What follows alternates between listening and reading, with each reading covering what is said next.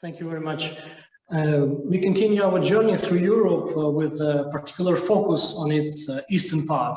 And I greet you all from the Migrants and Refugees section of the Holy See. My name is Yuriy Tykhovlis, and I'm a regional coordinator for Eastern Europe and Central Asia in this office.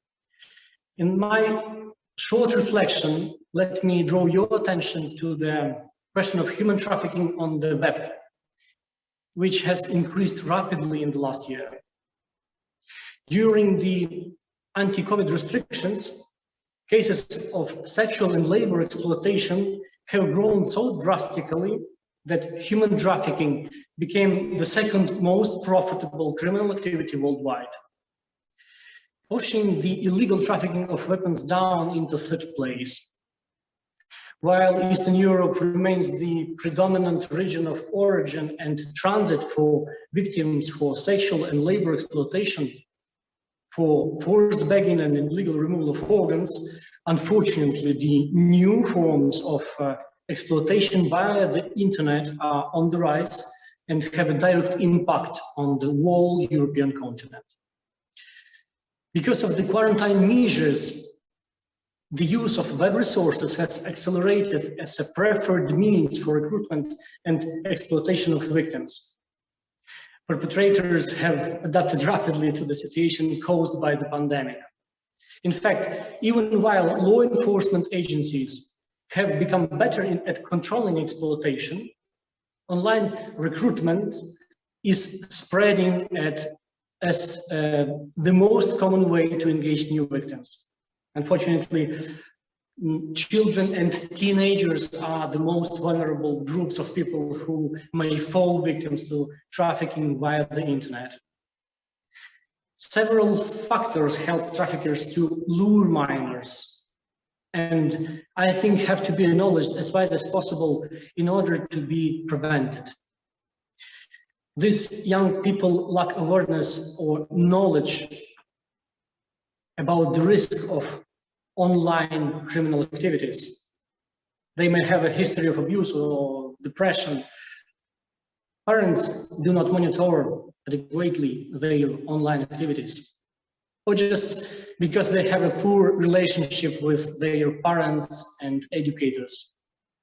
All these elements permit uncontrolled web platforms to become the simplest of tools for perpetrators to recruit and exploit minors, those who are often very heavy users of electronic devices. European authorities were alarmed last year that sexual exploitation is constantly moving online, and child exploitation increased around 30%. Since children are such heavy users of internet, they can be approached, recruited, and even exploited directly through their gadgets. For instance, 97% of Estonian children in the 9–17 age range use the internet in their everyday life. Another significant factor that absolutely should be mentioned in this venue is uncontrolled payment through blockchain platforms and with cryptocurrencies. Many shadow cash payments in 2020 shifted into digital payments.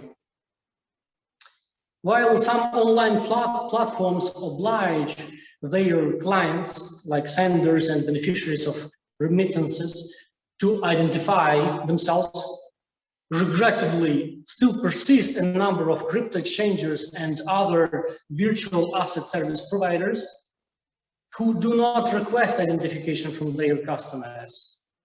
Let us just imagine the opportunities of money laundering that are being developed on the basis of such platforms.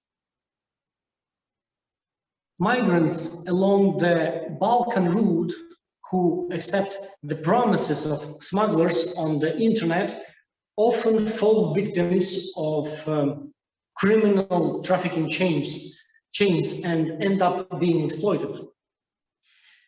So social media networks, the surface web, and the dark web are the tools of information communication technology widely used to facilitate recruitment and transportation in the smuggling of migrants, including those from Balkan route to other European countries, in order to their subsequent exploitation. We can see that traffickers can use technological progress for their detrimental purposes. But at the same time, we cannot permit us to deny that technology is a double-edged sword.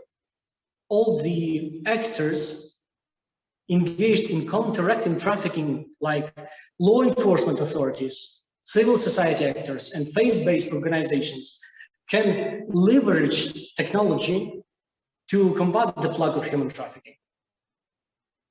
Indeed, the internet and related technologies offer us great opportunity to raise awareness about trafficking and to educate different parts of society with targeted campaigns. There are a number of technological tools developed also by religious actors and faith-based organizations that permit people to equip themselves with knowledge about human trafficking and provide means through which to report possible cases of trafficking. I invite us all to reflect and pray for the responsible and prudent use of electronic tools, and mostly for awareness on the part of parents and educators of the risks of exploitation of minors. Let us now unite in prayer with the following video from the Bishops' Conference of Spain. God bless you all.